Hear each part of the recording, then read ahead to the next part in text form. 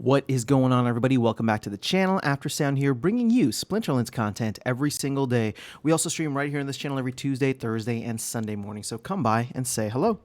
All right, guys, I wanted to talk about the land timeline as we've gotten an updated timeline. If you go to the Secret of Pretoria Phase 1.5 white paper, there is a new tab here, or at least a new section called Versions and Timeline. And actually, something that I might do in the future if you guys want to see it, there's a revision history here, and we can actually see all the changes that have been made to the white paper going all the way back to March. But you can see that the Versions and Timeline page was added just a couple of days ago on July 25th. So we're all excited for 1.5. I think we all expect it to come out sometime this quarter, maybe even sometime next month in August. But when should we expect the rest of things? Because it looks as though, well, first of all, Land 2.0 seems to have changed, or at least have been pushed to next year. And then, of course, beyond that, when can we expect all the cool things like items and spells, crafting, using them in battles, Battles 2.0? Well, Battles 2.0 is probably not the right way to say it, but the second phase battles and all of that. So here's where we are at. Right now, we had Phase 1 that was released in Q1 of 2023, right at the end of March or early April. Then 1.5 is expected in Q3 of 2023, of which we are currently in right now. And Q3 ends at the end of September. So that's why I'm saying hopefully we do get it sometime in August, just because everybody's super excited. And keep in mind, the team has already said that there's going to be a it's not an official title, but like a 1.6 version or the version 2 of 1.5. And I know there's just a bunch of numbers being thrown out there, but essentially 4 to 6 weeks after that is when they want to implement a lot of the different things that aren't going to make it into the initial launch, which will include Rooney not being live. We've heard DEC staking, or sorry, not DEC staking, but like a DEC rental market not being live.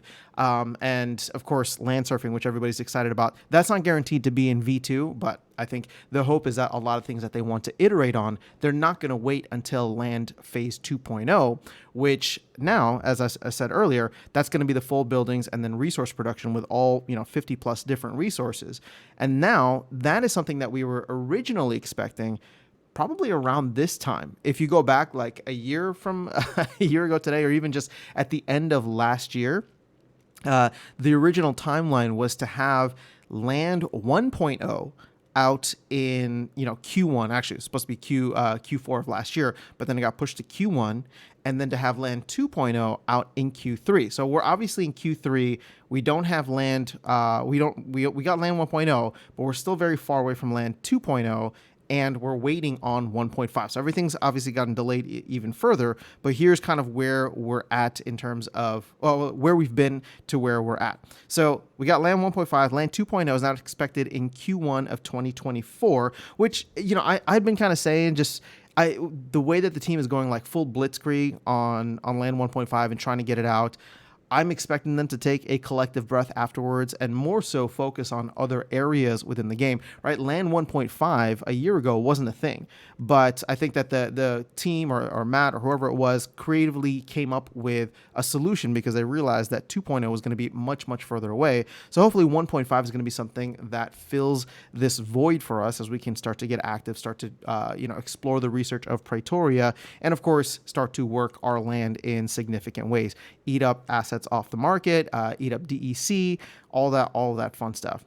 So with this coming now, with 2.0 coming in Q1 of 2024, well, this begs the question, when does the rest of it come in, right? Because there's going to be crafting of items and spells, as well as the being able to use those items and spells in battles. And those are going to be two separate things as they are calling it. And phase 2, right, which is version 2.0, that's what's happening in Q1 of 2024, where you'll be able to build your buildings, right? You'll be able to start leveling up buildings and have access to all the resources, but you won't be able to start item and spell crafting until Q3 of next year. So about a year from now, which they are calling phase 3.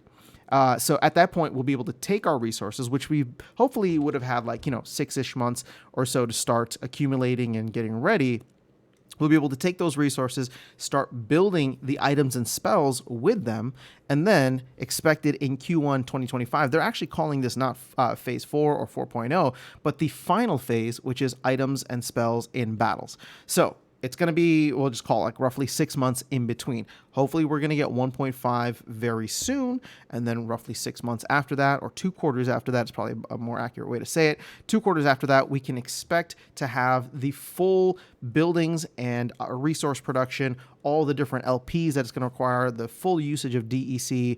That'll come out hopefully early next year, Q1 of 2024. Then 2 quarters after that, we'll get Q3 of items and spell crafting. So it'll be like 6 months of, just collecting resources. And here's, where my mind immediately goes, right? I think there's going to be major rushes into all of these when they first start, because let's put it this way, like the prices, the returns, whatever you want to call it, are going to be very high, right? I think we're all expecting that with SPS early on with 1.5. But then once things kind of normalize out, where do we go from there? Does the market kind of just cool down? It probably does, at least for land, right?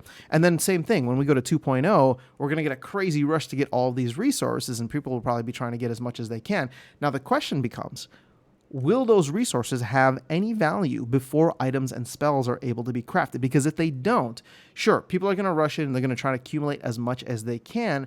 But if there's nothing to use them on, at some point we're going to hit a very low period between Q1 of next year and Q3 of next year, between phase 2 and phase 3, because it's just like, all right, who wants to keep buying or accumulating these? Who's, again, it's just going to be a weird period. Now, keep in mind, I'm just looking at land in a vacuum, which hopefully it will not be the case. If there are other game modes, if there's other things, or other games in general, right, like tower defense, and we have certain assets or certain things within the game that keep people engaged and maybe could even cross-use some of those resources, which would be kind of cool, right? That I think could be something that helps. And obviously the team has 6 to 12 months to really figure that out before items and spells do come out. I'm sorry, items and spells are able to be crafted.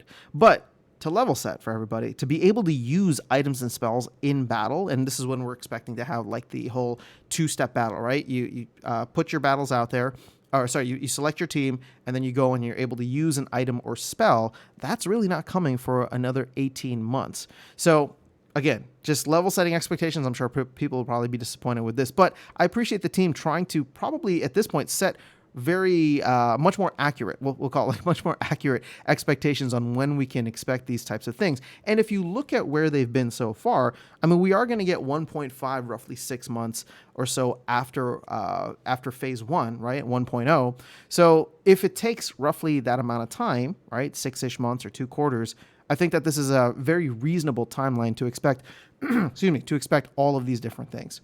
So as we go through, there's going to be a lot more, hopefully, exciting things happening. We know that once Land 1.5 is out, there's going to be different game modes that the team is working on. There's going to be advances in guild, maybe even a reformation of tournaments and things like that. And at the end of the day, if we're starting to see asset prices climb, I think people will be okay waiting. I'll just put it that way, right? We're already starting to see the amount of SPS that people can make go up in the game across all leagues in modern format.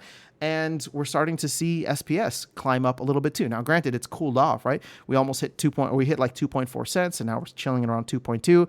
But with tower defense coming out, that's going to require its own staking. With land potentially coming out, requiring the DEC flywheel. There's a lot still to look forward to over the next 6 months, and I would even argue over the next 12 months. I mean, I'm obviously very bullish on the game long term, and so I'm going to wear my bias on my sleeve, but I'm just trying to recognize the fact that we're probably going to still go through booms and bust periods, right? Little Splinterlands microcosm boom and bust periods. Now, of course, if for any reason, Bitcoin starts to take off, and keep in mind that the Bitcoin halving will happen in Q2, I believe April of 2024. That's going to be right in between, 2.0 and 3.0. It could make things very interesting. And granted, the Bitcoin halving itself doesn't necessarily mean a major boom. It's usually 6 to 18 months after the Bitcoin halving is when the crazy run happens. But that's when we would be getting items and spells, and then items and spells in battle. So exciting times ahead. I think we're all just gonna have to be patient, but in the meantime, I'm enjoying all the changes that have happened now. I'm looking forward to tower defense. I'm looking forward to land 1.5 and whatever game modes that the team may be working on afterwards, as well as guilds, tournaments, all that fun stuff. So let me know your thoughts in the comments below. I'll catch you all in the next video and see you around the game. Take care.